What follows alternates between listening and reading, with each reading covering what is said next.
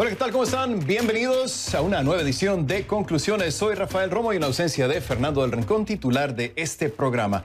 Así comenzamos. Mucha atención. México, Panamá y Costa Rica reportan aumentos significativos de casos. En la frontera de Nicaragua ha aumentado la tasa de transmisión. La situación en Brasil, Perú y Chile sigue siendo extremadamente preocupante. Esto que reporta una alta funcionaria de la Organización Panamericana de la Salud sobre la propagación del coronavirus en América Latina. Pero no es todo. En Perú hay escasez de oxígeno para pacientes de coronavirus. En Chile los pacientes tienen que hacer fila para conectarse a ventilación mecánica que los mantenga vivos. Y finalmente, en Guatemala, los médicos a cargo de atender pacientes en un hospital de campaña se han puesto en huelga asegurando que no se les ha pagado desde el principio de la pandemia, es decir, desde marzo. Toda esta situación hace que nos venga a la mente una palabra: colapso. El coronavirus está provocando el colapso de los sistemas de salud en distintos países de la región. Y las autoridades, el silencio en algunos casos es ensordecedor. No se trata de alarmar a nadie, no. El objetivo es presentarle a usted los hechos y la realidad de la pandemia de coronavirus en América Latina para que usted se proteja y llegue a sus propias conclusiones.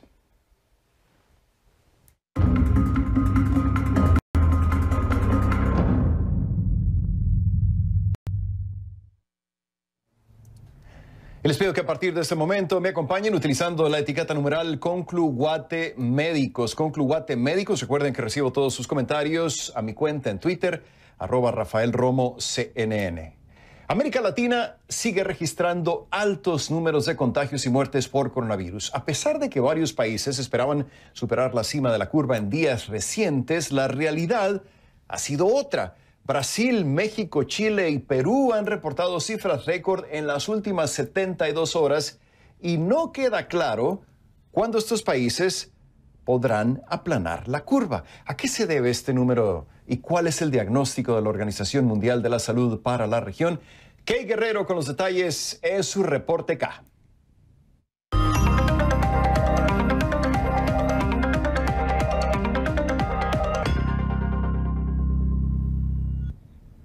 Kay, ¿cómo estás? Muy buenas noches. Gusto saludarte. América Latina está al límite, acorralada por la pandemia. Y ahora la Organización Mundial de la Salud dice que la crisis en la región podría ser la más compleja en el mundo actualmente. ¿Qué más puedes contarnos? ¿Cómo está la situación, Kay? Adelante, te escucho.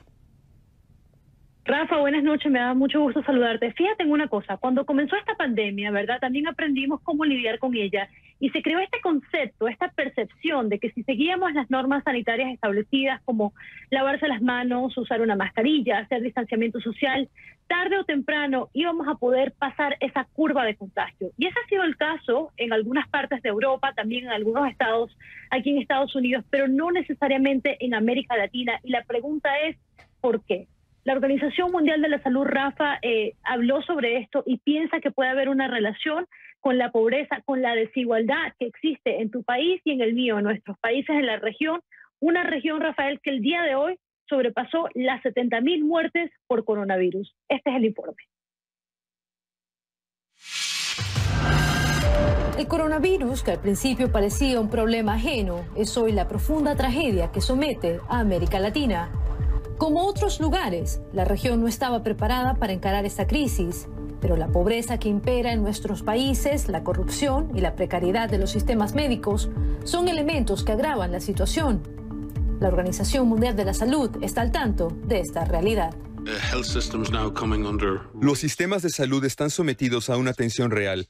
Las camas de cuidados intensivos no están disponibles en todos los países para hacer frente a la enfermedad y hay mucho miedo y confusión en las comunidades por diferentes razones. Entonces, diría que la epidemia en América Central y del Sur es la más compleja de todas las situaciones que enfrentamos a nivel mundial. De acuerdo con datos de la Universidad Johns Hopkins, la región contabiliza más de 1,3 millones de contagios y cerca de 70.000 muertos. Ante esto, algunos se preguntan por qué en América Latina la situación no mejora. A pesar de haber tenido más tiempo para prepararse y a pesar de que varios países tomaron medidas similares de confinamiento como las implementadas en Europa y Estados Unidos, los expertos creen que tiene que ver con la pobreza y la falta de equidad. Si considera que las economías se están reduciendo en muchos de estos países y tenemos países con una economía informal alta, es muy difícil implementar un confinamiento. La pandemia ha obligado a las familias latinoamericanas a elegir entre quedarse en casa o salir a buscar un plato de comida. Sin apoyo del Estado y en medio de economías informales, las personas tienden a elegir la segunda opción. Pero a esta crisis económica se suma la crisis de liderazgo que no siempre adopta el mismo enfoque. En Brasil, el país más afectado en América Latina y el segundo en el mundo con mayor número de contagios, se ignoró la crisis desde el principio. El presidente Jair Bolsonaro se refirió a la emergencia como una gripecita y una fantasía, pero el resultado del manejo de la pandemia en ese país dice todo lo contrario. El gigante sudamericano ya reporta unos 740.000 contagios y más de 38.000 decesos. Paradójicamente, en Perú, donde se han implementado normas estrictas de confinamiento y distanciamiento social, los números también son rojos. Allí, las autoridades hablan de unos 200.000 casos de coronavirus y más de 5.500 muertos. México y Chile encaran paradigmas similares. Lo que estamos viendo desde México hasta Chile es un patrón creciente en todo el continente en América Latina, aunque con algunas excepciones notables. Necesitamos una fuerte solidaridad internacional con los países de América Latina y necesitamos liderazgo desde América Latina para controlar esta enfermedad. Es una realidad que pone a prueba el liderazgo latinoamericano y que quedó en evidencia en las últimas semanas, cuando varios países esperaban superar el punto más alto de la enfermedad, pero por el contrario, registraron aumentos significativos de contagios y muertos. Es una tendencia que va en aumento. Estamos lejos de pasarle página a la pandemia. Rafael, así es, estamos muy lejos de pasar página en la pandemia en América Latina. Hay casos bastante específicos, como decíamos, Brasil, México, Chile, Perú, pero también estamos viendo una tendencia de una alta de casos en, por ejemplo, Guatemala, en Colombia, y esto es muy preocupante porque en esta región, Rafa, queremos restar casos, no sumar, no añadir, y eso es lo que estamos viendo por el momento, Rafael. Efectivamente, tú lo acabas de mencionar, Kay Guerrero, preocupante, esa es la palabra para describir lo que está pasando con la pandemia en la región. Gracias, Kay Guerrero, con su reporte acá en vivo desde Atlanta. Hasta la próxima, Kay.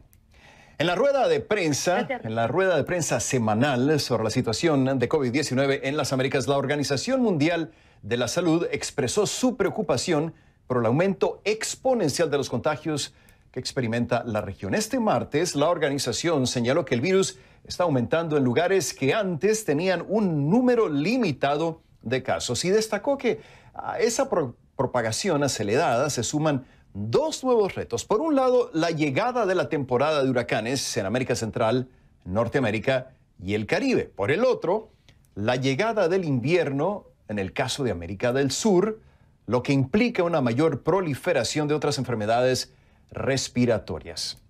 Perú es un caso muy particular. El virus se sigue diseminando con fuerza por el país a pesar de que las autoridades tomaron medidas con prontitud. El Ministerio de Salud reporta más de 208.800 casos y 5.903 fallecidos por COVID-19 y además en estos momentos se contabilizan más de 9.900 hospitalizados. En ese escenario, el mercado nacional no es capaz de producir todo el oxígeno medicinal que requieren los enfermos. Como resultado, los familiares hacen largas filas para recargar las bombonas de oxígeno, los tanques de oxígeno, que en algunos casos marcarían la diferencia entre la vida y la muerte de un paciente. Andy Ortiz nos trae su historia en el siguiente reporte que nos llega desde Lima.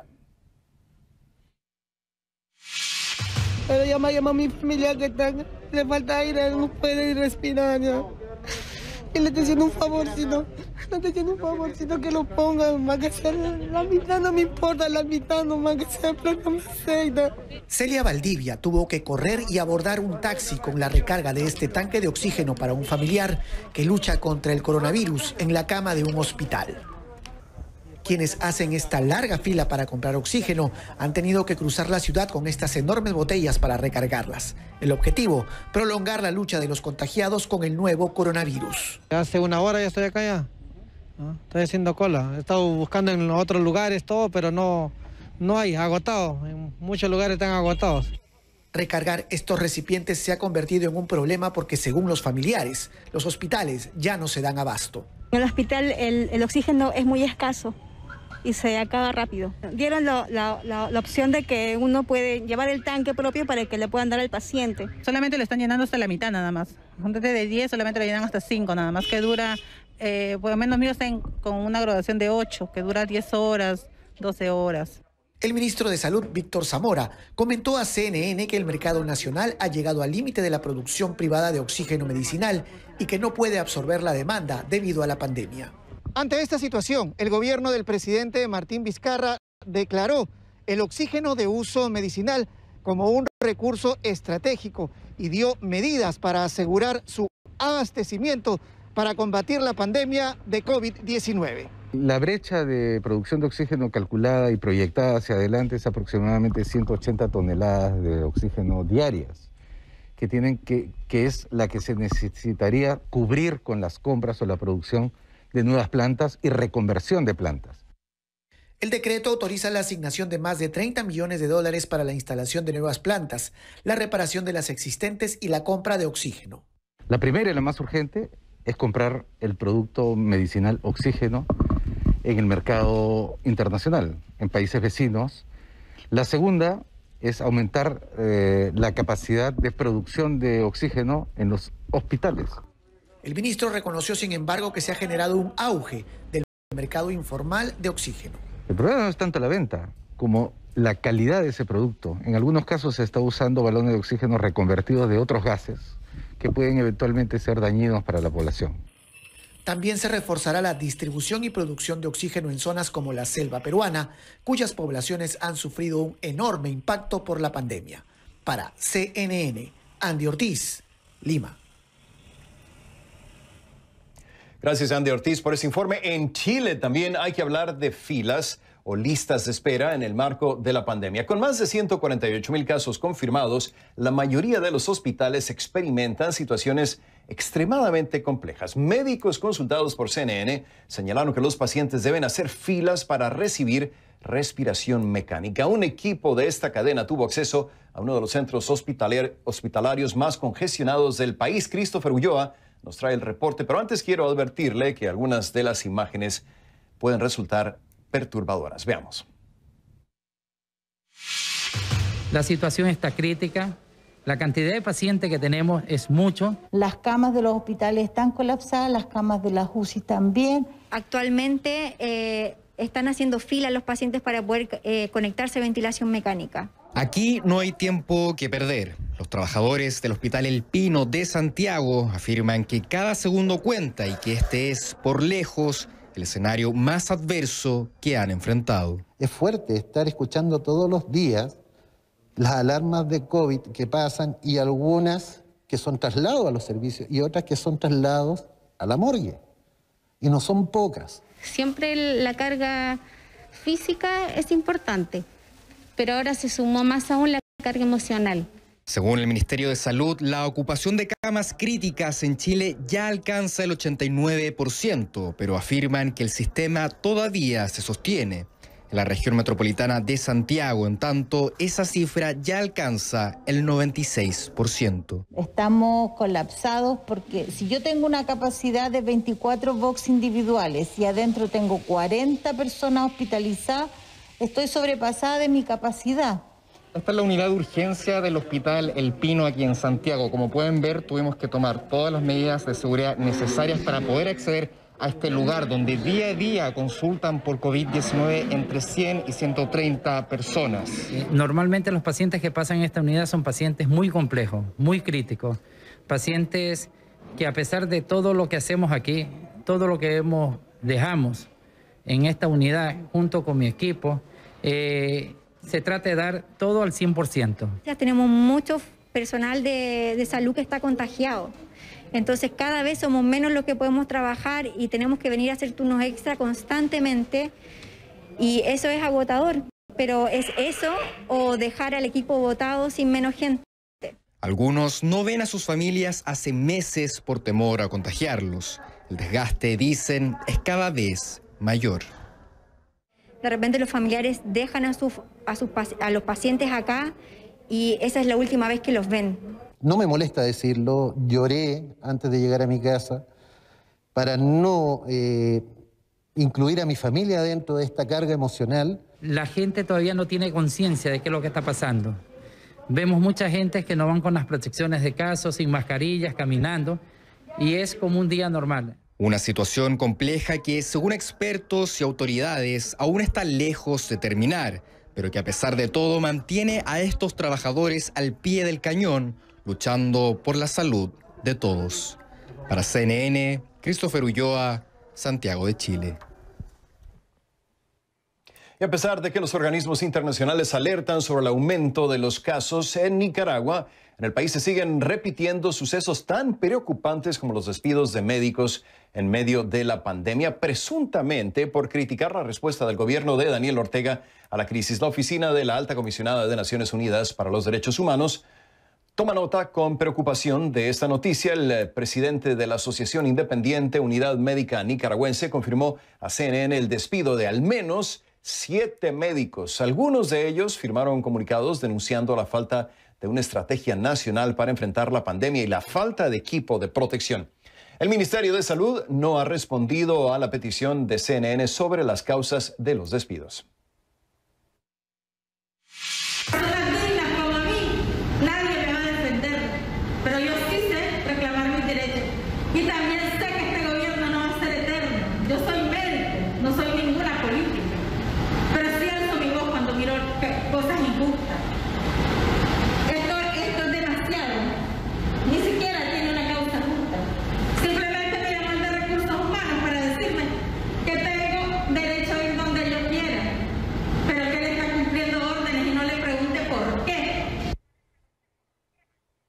Sin embargo, no es solo en Nicaragua donde los médicos tienen reclamos. Al regreso, vamos a hablar con Michelle Mendoza en vivo desde Ciudad de Guatemala sobre un paro declarado por profesionales de salud en el país. Esta noticia está en desarrollo con la respuesta del gobierno de Alejandro Yamatei a los reclamos de los médicos. Y también hablaremos con un protagonista, el doctor Santiago Prieto, médico del Hospital de Campaña en la Ciudad de Guatemala, quien forma parte del grupo de médicos que denuncian estas irregularidades. Nos acompañará en vivo desde la capital guatemalteca. Regresamos enseguida con más aquí en Conclusiones.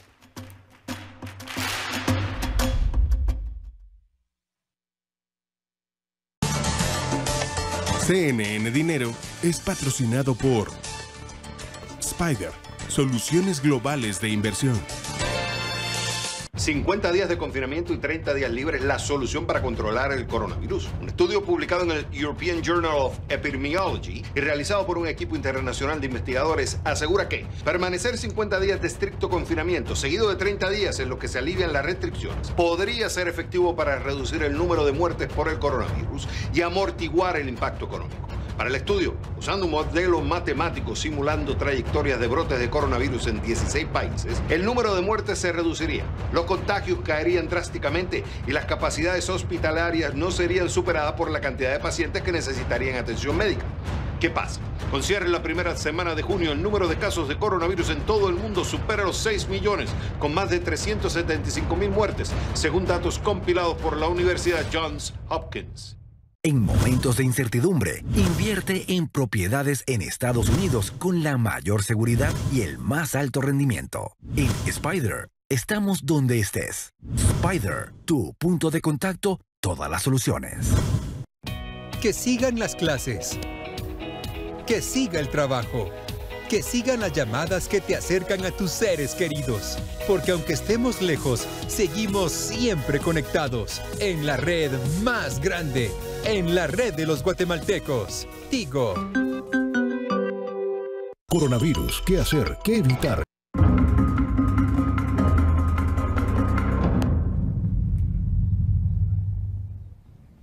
En Guatemala, profesionales de la salud asignados a la pandemia se declararon en paro para reclamar el pago de salarios que aseguran no han recibido. Los médicos destacados en el Hospital de Campaña de Ciudad de Guatemala suspendieron sus labores salvo para atender a pacientes en estado crítico o emergencias. Según denunciaron este lunes, de los casi 50 médicos que trabajan en el recinto, 44, una vasta mayoría, no habían recibido ningún salario desde que iniciaron labores a mediados de marzo. Muchos también aseguran que trabajan sin haber sido contratados y sin contar con el equipo de protección necesario, kits de pruebas de virus o medicamentos suficientes. El ministro de Salud y el viceministro de Hospitales se reunieron con los sanitarios en un encuentro que terminó con un acuerdo, y cito, de mutuo entendimiento. El Ministerio de Salud señaló en un comunicado que la atención a los pacientes del Parque de la Industria continúa sin ningún cambio. Reiteramos nuestro agradecimiento al personal de salud médico y de enfermería del Hospital Temporal del Parque de la Industria, así como del resto de hospitales temporales y centros asistenciales por su entrega a la salud de todos los guatemaltecos durante esta emergencia del COVID-19. Vamos a Ciudad de Guatemala, donde se encuentra Michelle Mendoza, quien está monitoreando esta situación. Michelle, ¿qué tal? ¿Cómo estás? ¿Qué tan indignados están los médicos por la falta de pago? Y podríamos decir que está prácticamente suspendido el servicio médico en el Hospital de Campaña. ¿Cómo estás? Adelante, te escucho. Gracias, Rafa. Un gusto saludarte. De hecho, me encuentro justo al frente de este hospital que ha tenido bastante movimiento. Pero esta situación comenzó a darse ya desde hace aproximadamente 2 meses.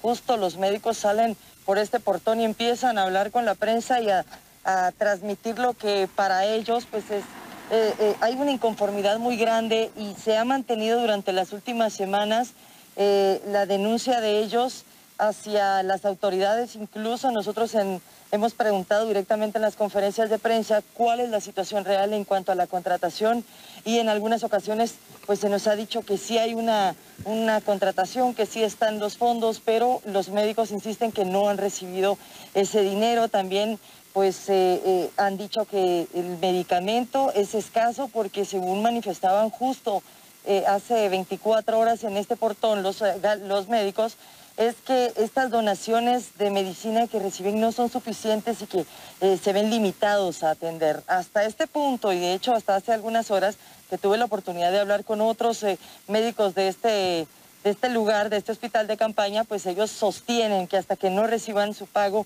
ellos pues van a mantenerse de la misma situación, aunque pues este día llegaron 3 unidades móviles, una de Contraloría, una de la Superintendencia de Administración Tributaria y uno de un banco local, para tratar de agilizar los procedimientos para poder contratar a los médicos y que de esta forma lleguen a un acuerdo. Sin embargo, pues todas esas preguntas que seguramente quieres hacer las dirá el doctor Prieto ya en algunos minutos.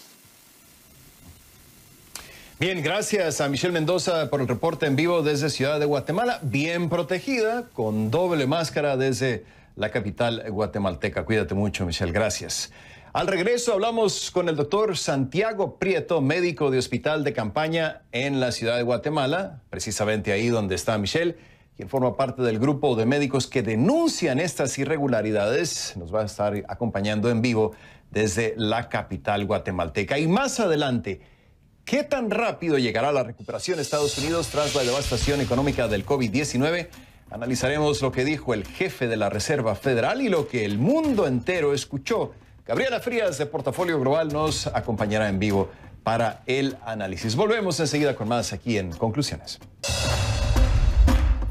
Únase a la conversación esta noche con la etiqueta de hoy, numeral Conclu Guate Médicos, numeral Conclu Guate Médicos. Recibo todos sus comentarios y opiniones en Twitter, @RafaelRomoCNN. Regresamos enseguida con más de Conclusiones.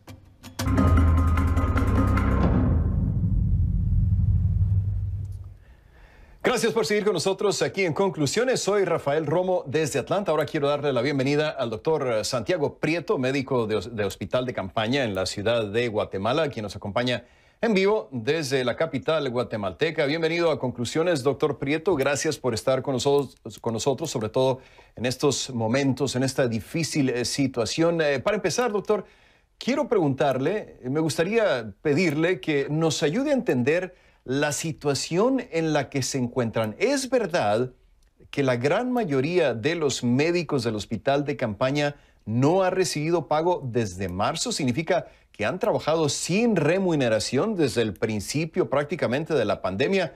¿Cómo está, doctor? Lo escucho. Bienvenido. Hola, muy buenas noches. Muchas gracias. Y así es correcto. Muchos de nosotros llevamos laborando desde el 23 de marzo y a la fecha muy pocos médicos han recibido remuneración por los meses trabajados. ¿Han preguntado, doctor, qué está pasando? ¿Por qué no reciben remuneración? Claro, la razón que nos dan es que este proceso debe llevar una serie de pasos y estos pasos están divididos en distintas entidades que tienen que cumplir un procedimiento y al final, dentro de tanta burocracia, se atrasa todo, más aún con la situación de la pandemia que ha hecho que las entidades que regulan estos procesos de pago pues se encuentren cerradas o inhabilitadas y nos dificulte a nosotros como personal médico hacer los trámites necesarios para recibir el pago.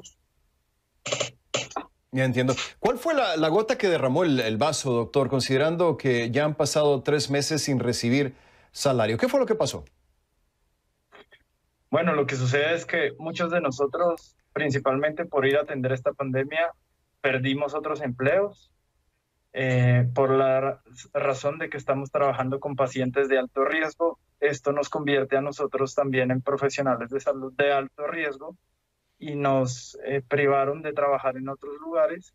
Esto significó que nos quedáramos sin una fuente de ingresos previa y quedando dependiendo exclusivamente de esta la mayoría de nosotros, lo cual es un problema porque muchos tenemos cuentas que pagar, algunos de nosotros alquilamos lugares temporales con el fin de salvaguardar la salud de nuestra familia y son gastos adicionales que tienen que incurrir de nuestro propio capital, pues no hemos recibido la remuneración prometida por parte del hospital. Sí, una situación bastante difícil. Tengo que añadir en este punto que nos hemos contactado con el Ministerio de Salud para tratar de obtener una respuesta sobre esta situación que ustedes enfrentan. Hasta ahora no nos han dado alguna respuesta, salvo el comunicado que ya leíamos anteriormente aquí en el programa. Doctor Prieto, ¿en qué condiciones están trabajando? Entiendo que también hay escasez del equipo médico necesario para atender a los pacientes. ¿Qué tan grande es esa escasez y qué tanto dificulta su trabajo, su labor, doctor? Bueno, pues es una situación que ha ido a la mejoría, porque al principio realmente no teníamos equipo adecuado, las mascarillas ni siquiera eran las adecuadas, se rompían con facilidad, esto nos dejaba expuestos, al igual que los trajes, no eran completos, muchas veces nos vimos en necesidad de usar trajes improvisados, como de plástico, o que no cubrían la totalidad del cuerpo. Así que pues por este conjunto de circunstancias nos manifestamos por primera vez hace casi ya 1 mes y medio, 2 meses, exigiendo pues un equipo de protección personal adecuado y esto ha ido a la mejoría. Sin embargo, pues se siguen presentando falencias ocasionales como falta de zapatones, falta de gorros y así, pero por lo menos la cuestión de protección primordial, que es la mascarilla, es algo que se nos resolvió. Sí, ¿se ha enfermado alguien, doctor, entre el grupo de ustedes, dadas las condiciones en las que están trabajando? ¿Alguien ha estado en la situación de contraer el virus? Así es, hemos tenido colegas contagiados que pues se asume que la razón de su contagio haya sido que no tuvieran la protección total administrada por parte del hospital. Siempre nos vimos en necesidad de entrar con trajes incompletos o con mascarillas no aprobadas por entidades de salud competentes, por lo que esto ha resultado... ¿Médicos, enfermeras? ¿De quiénes estamos hablando, doctor? Médicos, enfermeras, personal de salud en general. Han habido contagios en todas las áreas. Me temo preguntarle, doctor, pero hasta ahora nadie ha fallecido debido a esta enfermedad. Me refiero entre el equipo de ustedes, entre médicos y enfermeras. En lo que refiere al Parque de la Industria, no. De personal de salud, específicamente del Parque de la Industria, ningún fallecido. ¿Quiénes son los pacientes que ustedes han venido atendiendo, doctor, en el hospital de campaña y en qué situación deja esta disputa con el gobierno de Guatemala a los enfermos de coronavirus en el país?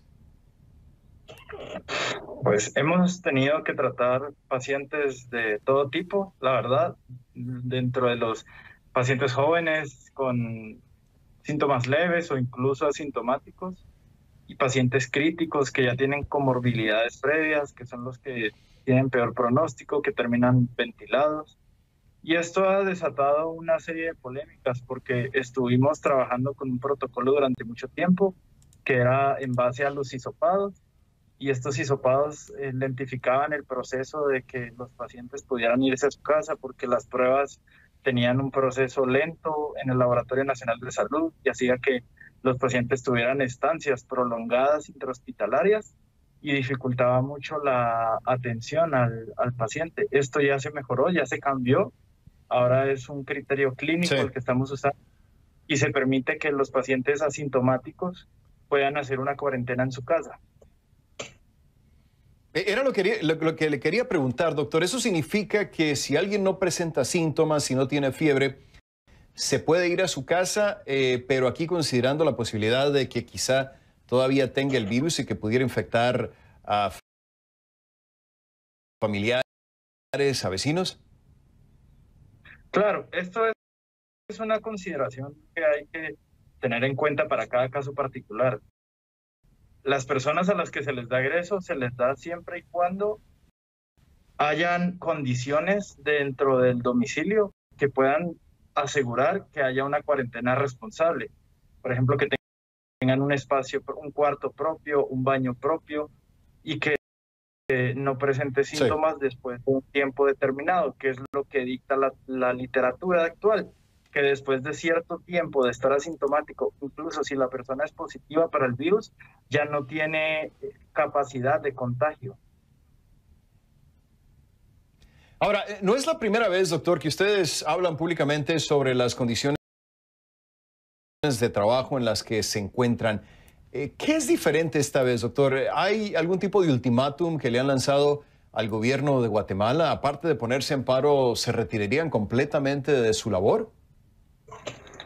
No, realmente no. Nosotros desde el principio de nuestros comunicados hasta el último, siempre reiteramos que seguimos comprometidos con la atención al pueblo de Guatemala, es decir, estamos en los servicios, atendemos a los pacientes críticos y emergencias y siempre estamos de llamada de cualquier eventualidad. Sin embargo, pues esta medida fue un llamado o más bien un grito de auxilio ante las autoridades, ya que en comunicados previos hacían caso omiso a nuestras peticiones y no les daban seguimiento, así que nosotros consideramos como grupo que emitir un comunicado de esa magnitud llamaría la atención de las autoridades y de hecho así fue. Y en esta semana pues se agilizaron muchos procesos en pro de que completáramos nuestro proceso de contratación y de pago.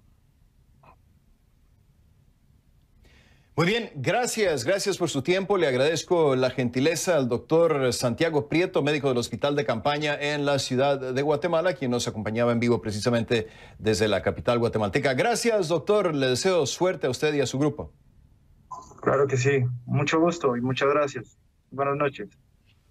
Vamos a marcar una nueva pausa aquí en Conclusiones. Al regresar, ¿qué tan rápido llegará la recuperación en Estados Unidos tras la devastación económica del COVID-19? Lo que dijo el jefe de la Reserva Federal de Estados Unidos y que el mundo entero escuchó, con Gabriela Frías de Portafolio Global. Regresamos con más aquí en Conclusiones. No se vaya.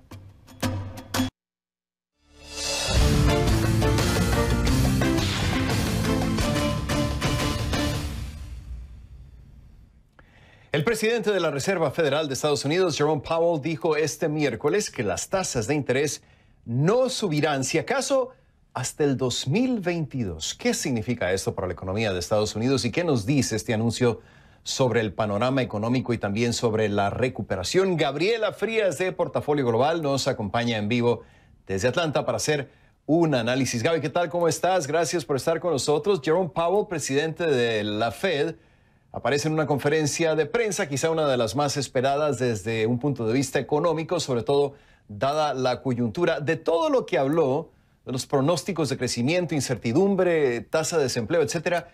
¿Qué fue lo que más te llamó la atención, Gaby? ¿Cómo estás?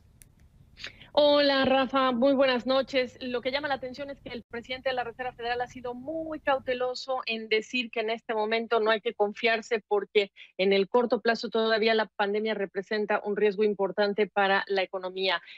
Terminó el segundo día de lo que fue la reunión de política monetaria de la Reserva Federal el martes y miércoles. Terminando, se emite el comunicado. Lo que dice el comunicado es más o menos lo que te estoy mencionando. Corto plazo todavía hay riesgos, mediano plazo también, es decir, reactivar negocios, que la gente salga, no es lo mismo que una recuperación. ¿Qué dijo además? La tasa se mantendrá en el piso al menos hasta después de 2022. Imagínate, estamos en el 0 a 0,25%. Ese es el nivel de la tasa de fondos federales. ¿Qué más dijo? Que va a seguir activando medidas para inyectar liquidez al mercado. ¿Qué es lo que hace la Fed? El Banco Central sale y compra lo que serían valores atados a hipotecas para inyectar liquidez. También va a estar comprando bonos del Tesoro para inyectar liquidez y también lo que serían activos, pero relacionados con el papel comercial inmobiliario, ¿no? Bienes raíces comerciales. En lo que toca a lo que es el crecimiento y el desempleo, es importante que dio los primeros pronósticos que nos debía desde marzo. Este año, cuando esperábamos crecer antes del COVID-19 2%, pues ahora dice la Fed vamos a decrecer 6,5%, pero sí vamos a crecer o a rebotar un 5% en el 2021. Sin alivio del Congreso no está considerado, pero dice Jerome Powell, el Congreso necesita actuar. Y por último, pues el nivel de incertidumbre es importante que se controle, dice, la pandemia en el verano boreal para que más consumidores tengamos confianza. Y quizá lo más importante, Rafa, que en este momento el panorama del mercado laboral se ve pues recuperándose al menos también pasando el año 2022. Nada de tasas de interés negativas por ahora, ¿no, Gaby? No, de momento no, y ese dato y esa pregunta a todo el mundo se le está haciendo, pero lo importante es que de momento la información que está transcurriendo en relación con la inflación es insuficiente y hay muchas distorsiones ahorita para pensar que estamos hablando de una deflación. Sí. Sí, de eso precisamente te quería preguntar sobre el índice de la inflación. ¿Qué nos dice este dato sobre la situación que viven los hogares estadounidenses? Gaby, ¿cómo están sobrellevando la situación en medio de la pandemia de COVID-19? Mira, ese es el dato más, digamos que ese es el dato más fuerte o el dato más preocupante, porque el dato que tenemos el día de hoy es el retrato de mayo. El índice de precios al consumidor, el dato de la inflación, fue negativo, fue 1% a la baja, vuelve a decrecer los precios, pero déjame hacer la clasificación de un dato que suena muy árido. En la pandemia, tú, yo y quienes estábamos metidos en esta emergencia, pues nos preocupamos mucho menos de comprar ropa, compramos y gastamos menos en lo que es el seguro del auto, porque a nosotros incluso las aseguradoras nos regresaron dinero porque no manejamos, y también en el tema de la energía cayeron esos precios. ¿Qué precios sí aumentaron? El de los alimentos y el de los alojamientos, y eso es muy importante. ¿Cuánto aumentó el precio de los alimentos? Bueno, en lo que va del año o a nivel anual estamos hablando de un 5% de alimentos, y en el caso de los alimentos es importante recordar dos factores: el precio de los lácteos y el precio de la carne. La carne con todas las procesadoras que se vieron afectadas por las infecciones de trabajadores de COVID-19 y los lácteos por todo lo que toca a la situación relacionada con los productores de leche que estaban tirando y deshaciéndose de su digamos, producción porque no había personal que estuviera involucrado en lo que sería la distribución de este alimento.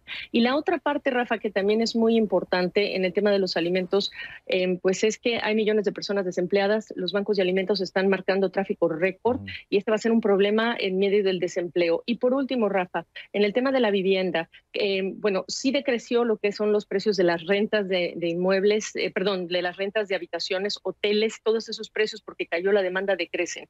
Lo que no decreció, pues es lo que representa para una familia el costo de pagar rentas, de pagar hipotecas. Y recordarles a ustedes que hay un beneficio que expira en julio, por el cual se están prohibiendo los desalojos a nivel federal en lo que son propiedades que tienen relación con el Estado o financiadas, pero esto acaba en julio, y los $600 adicionales del subsidio por desempleo también acaban en julio, Rafa. Así que este dato de inflación puede ser muy técnico, pero nos retrata lo que puede venir en las próximas semanas de ese drama de las familias por el tema de los alimentos, para empezar. Sí, tú mencionas la clave. El asunto es que esta inflación, estos precios que van en aumento, le pega más duro a los que menos tienen, ¿no, Gaby? Claro, porque además recuerda que el personal esencial, y como lo dijo Jerome Powell hace ya semanas, las personas de familias de bajos ingresos son las más golpeadas por esta crisis, esta pandemia, no solo en el tema médico, sino también son las familias que están afuera como empleados esenciales, hispanos, negros. Tú ya viste cómo están las tasas de desempleo y son las que quedan más frágiles. Sí. Así que estos bancos de alimentos nos retratan exactamente ese problema. Y quizá, Rafa, vamos a tener que hablar de food stamps y otro tipo de programas que se extienden o se amplían.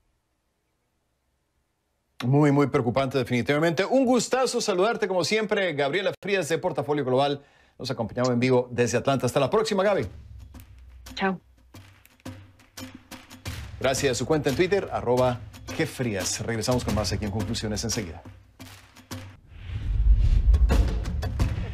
La Casa Blanca se prepara para iniciar nuevas limitaciones a la inmigración legal, usando el coronavirus como excusa. El artífice de estas nuevas iniciativas podría ser Stephen Miller, el principal asesor en materia inmigratoria del presidente de Estados Unidos, Donald Trump. ¿Qué significa esto? Bueno, empresas, expertos y grupos de presión tratan de impedir nuevas restricciones, argumentando que las visas que permiten a los inmigrantes trabajar de forma temporal en Estados Unidos son críticas para la recuperación económica. Sin embargo, los asesores del presidente ven en la inmigración una pieza clave para avivar a las bases de Trump en un momento en el que la principal base electoral del presidente, de una economía fuerte, se ha visto gravemente debilitada por la pandemia. Volvemos.